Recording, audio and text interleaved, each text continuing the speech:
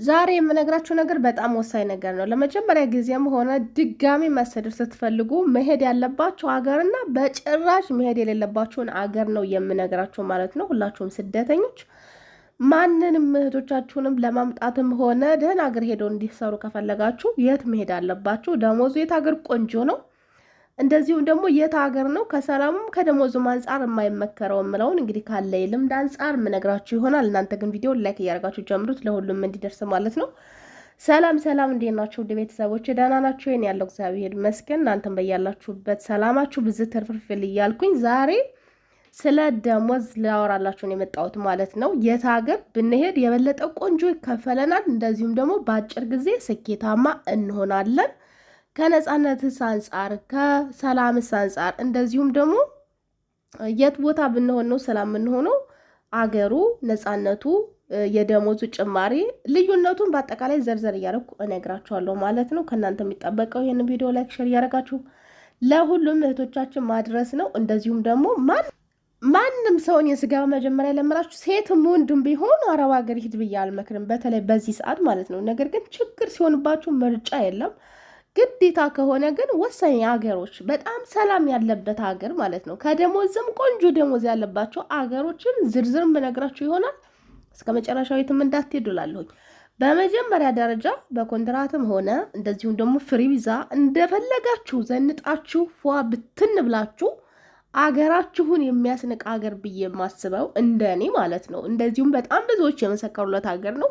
እሱም የት ነው? ዩናይትድ አረብ ኤሚሬት ዱባይ ነው ማለት ነው። ዱባይ ላይ በጣም ነጻነት እስከ ጥግ ድረስ ነው። በጣም ብዙ አበሾችን ታገኛላችሁ። የፈለጋችሁትን ስራ መስራት ትችላላችሁ። የራሳችሁንም ነገር ማቋቋም የምትችሉበት ሀገር፣ በጣም ለሁሉ ነገር ምቹ የሆነ ሀገር ነው። ከፈለጋችሁም በራሳችሁ ቪዛ ማሰራት ትችላላችሁ። በካምፓኒም መምጣት ትችላላችሁ። በኮንትራትም መምጣት ትችላላችሁ። የእናንተ ምርጫ ነው ማለት ነው። ብቻ እንደፈለጋችሁ የምትኖሩበት ሀገር ነው።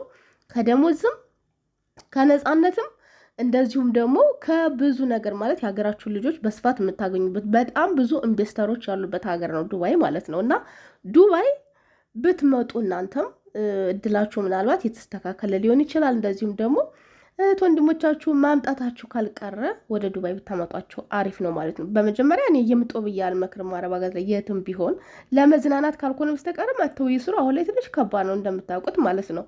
ነገር ግን ከሌላው ሀገር አንጻር በጣም ቆንጆ ሀገር ዱባይ ነው ማለት ነው። መጀመሪያ አንደኛ ደረጃ ላይ የማስቀምጠው ኢማራት ውስጥ ነው። ሁለተኛ እንግዲህ ከደሞዙም አንጻር እንደዚሁም ከሰላሙ አንጻር የሀገራቸው ሰላም የተጠበቀበት ሀገር ኩዌት ነው። ኩዌት ደሞዛቸው በጣም ቆንጆ ነው። ለኮንትራትም ብትሄዱ ደሞዛቸው 110 ዲናር ነው የሚከፍሉት። በጣም ቆንጆ ነው እንደ ኮንትራት ማለት ነው። የዱባይን አልነገርኳችሁም። ዱባይ እንግዲህ የመጀመሪያ ጊዜ ስትመጡ ቋንቋ ማይችል 800 የሚከፍል አለ። 1000 ነው ብዙ ጊዜ የሚከፈለው ማለት ነው። በጣም ጥሩ ያልሆኑ ሰዎች እስከ 800 ሊከፍሏችሁ ይችላሉ። ነገር ግን ህጉ 1000 ነው አሁን ላይ ማለት ነው። 1000 ድርሃም በኢትዮጵያ መምታት ትችላላችሁ ማለት ነው። እና በጣም ቆንጆ ነው እንደ ኮንትራት አሁን ላይ እንዳለው ሲዝን ማለትም ከሌላው ሀገር አንጻር ስናወዳድረው በጣም አሪፍ ነው። የት ሀገር ነው ቅናሹ መሄድ የሌለባችሁ የምነግራችሁ ይሆናል። እና ሁለተኛ ደረጃ ላይ ያስቀመጥኩት ኩዌት ነው። ኩዌት በጣም አሪፍ ሀገር ናት። ሰላሟ የተረጋገጠ ማንኛውም ሰው በሰላም የሚኖርባት ሀገር ነች። ደሞዛቸውን ቢሆን በጣም ቆንጆ ነው።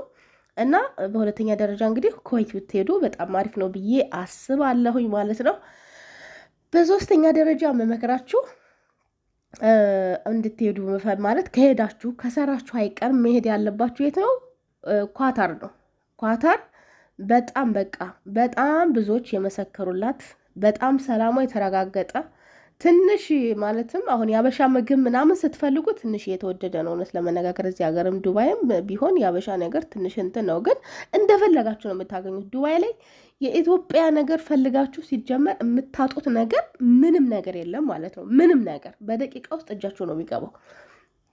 እና ኳታር ደሞዛቸውን በጣም አሪፍ ነው። እንደ ባጭር ጊዜ ስኬታማ መሆን ትችላላችሁ። እንደዚሁም ደግሞ ኢንቨስተር ለመሆን ካሰባችሁም የራሳችሁን ነገር ማቋቋም ከፈለጋችሁ ራሱ በጣም በቀላሉ ማቋቋም የምትችሉበት ሀገር እንደሆነ ደርሼበታለሁ ማለት ነው። ኳታርን በጣም ቆንጆ አገር ናቸው። ኩዌት፣ ዱባይ፣ ኳታር ማለት ነው። እነዚህ ሶስት ሀገሮች የመጀመሪያ ምርጫችሁ መሆን አለበት። ከቻላችሁ የትኛውም ሀገር መሄድ የለባችሁም ከነዚህ ሶስት ሀገራት ውጭ ማለት ነው። ማንም ሰው ይሆን ለመሄድ ያሰበ የተዘጋጀ ፓስፖርት ያወጣ ለመሰደድ ያሰበ በመጀመሪያ ደረጃ እነዚህ ሀገራት ላይ አፕላይ እንዲያደርግ እመክራለሁ ማለት ነው። እንደ አረብ ሀገር ሰላማቸው የተረጋገጠ ሁሉ ነገራቸው በጣም ምቹ የሆነ ከደሞዝም አንጻር በጣም ቆንጆ ደሞዝ የሚከፍሉ ሀገራት ናቸው ማለት ነው። መሄድ የሌለባችሁ በጭራሽ ብዬ የማስበው ማለት ነው የምመክራችሁ ጓደኞቼ፣ በጭራሽ መሄድ የሌለባችሁ ቤይሩት ነው። ቤይሩት ደሞዛቸው በጣም በጣም በጣም በጣም በጣም በጣም ርካሽ ነው። በጣም ማለት ነው $150 ነው መጀመሪያ ጊዜ የሚከፈላችሁ ኮንትራት ስትሆኑ። በኢትዮጵያ መምታት ትችላላችሁ ማለት ነው። 20 ምናምን ሺህ ነው የሚመጣው ላይ በጣም በቃ ነፃ እንደመገዛት ነው። በጣም ያስጠላል። እና ቤይሩት በጭራሽ በጭራሽ በጭራሽ እንዳትሄዱ። ብዙ ሰው ቤይሩት ይሄዳል፣ በጣም ብዙ ሰው ቤይሩት ይሄዳል ማለት ነው። ነገር ግን እድሜ መጨረስ ነው እንጂ ቤይሩት ላይ ሄዳችሁ ትለወጣላችሁ ብዬ አላስብም።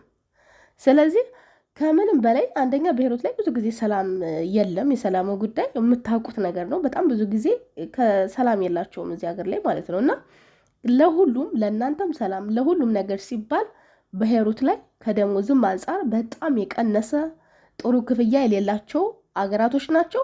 ሌላው ዶላር የለም አሁን ላይ ቤይሩት። በፊት አሪፍ ነበር ዶላር ምናምን እንደፈለጋችሁ ታገኛላችሁ። ከኮሮና በኋላ ግን ዶላር የለም። በጣም ብዙ እማቃቸው ልጆች ከቤይሩት ዱባይ የመጡ ልጆች አሉ ማለት ነው። እማቃቸው እዚህ የምሰራባት የሴቱዬ ወንድም ጋር የመጣች ልጅ አለች በቅርቡ ከቤይሩት ማለት ነው። ለምንድን ነው የመጣቸው? የሚከፍሏት ብር ስለሌለ ዶላር ስለሌላቸው ማለት ነው። አንዳንድ ሀብታም ሰዎች ዶላር ያገኛሉ። ግን ኖርማሊዎች እንደዚህ በቃ ማለት እንደ ሀብታም ማትሏቸው ምንም ማትሏቸው ዶላር ማግኘት አይችሉም። እናንተም በእነሱ ሀገር ብር የራሳቸው የቤይሩት ብር አላቸው። ያንን ብር ቢከፍሏቸው ራሱ ለእኛ ምንም ጥቅም የለውም። እኛ ሀገር ላይ ሄዱ ጥቅም አይሰጥም ማለት ነው። ስለዚህ ቤይሩት ላይ ከሄዳችሁ ችግር ነው የሚገጥማችሁ። አብዛኛውን ጊዜ ቅርታ አድርጉልኝና እዚያ እንድትሄዱ አልመክራችሁም ማለት ነው። ቤይሩት ላይ ደሞዙም ርካሽ ነው። እንደዚህም ሆኖ ዶላር አሁን ጊዜ የዶላር እጥረት ገጥሟቸዋልና በጭራሽ መሄድ የለባችሁም ወደ ቤይሩት ማለት ነው። ሌላው ደግሞ በጭራሽ መሄድ የለባችሁም ብዬ የማስበው ጆርዳን ነው። ጆርዳን በጣም ብዙ ጊዜ እህቶቻችን ችግር ሲደርስባቸው በጣም ብዙ በቃ የምታውቁት ነገር ነውና እኔ ራሱ በጣም ብዙ ጊዜ አቅርቤላችሁ አውቃለሁኝ። በጣም ብዙ በተደጋጋሚ ጥሩ ያልሆኑ ነገሮች የሚሰሙበት ሀገር ነው። ለምን እንደሆነ ባላውቅም እና በጭራሽ ወደዚህ ሀገር ባታመሩ ባትሄዱ። ከሄዳችሁ ከተሰደዳችሁ ካልቀራችሁ መሄዳችሁ ካልቀረ ዱባይ፣ ኳታርና ኩዌት የመጀመሪያ ምርጫችሁ መሆን አለበት። የመጀመሪያ ምርጫችሁ ማለት ነው። ሌላው ነገር እንደ አማራጭ እንኳን መሄድ ከፈለጋችሁ ባህሬን ይሻላል። ባህሬን ብትሄዱ ደሞዛቸውም ቆንጆ ነው። በቃ የኛ ልጆችም ይገኛሉ እዚህ ሀገር ላይ ማለት ነው። እና ባህሬን ምርጫችሁ። ሌላው ነገር ሳውዲ አረቢያ፣ እንደዚሁም ደግሞ ቤይሩት፣ ጆርዳን በጭራሽ ማንም ሰው እንዲሄድ አልፈልግም። አንደኛ ሳውዲ አረቢያም አሁን አበሾች በጣም ብዙ ናቸው። በባህር እየገቡ ስራ የለም።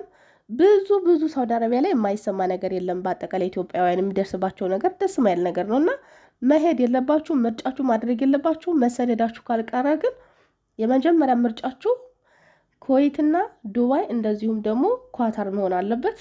ካልሆነ ደግሞ ባህሬን አራተኛ ምርጫችሁ ብታደርጉ በጣም ይመከራል ማለት ነው። ከ3 ሀገራት ከነገርኳችሁ በተጨማሪ አራተኛ ምርጫችሁን ባህሬን አድርጉ እላችኋለሁ ጓደኞቼ። ግን ቤይሩት በተለይ ባትሄዱ በጣም ቆንጆ ነው። አሁን ባለበት ሁኔታ ዶላርም የለም። እናንተም ጥሩ ነገር አይገጥማችሁም እና መሞከራችሁ ካልቀረ ወደ 3 ሀገራት በመጀመሪያ ቅድሚያ ሞክሩ። ካልተሳካ ደግሞ ወደ ባህሬን ብታደርጉ ታሪፍ ነው እላችኋለሁ። ድጋሚ እስከምንገናኝ በያላችሁበት ሰላማችሁ ዛሬ ወዳችኋለሁ፣ አከብራችኋለሁ። ቻው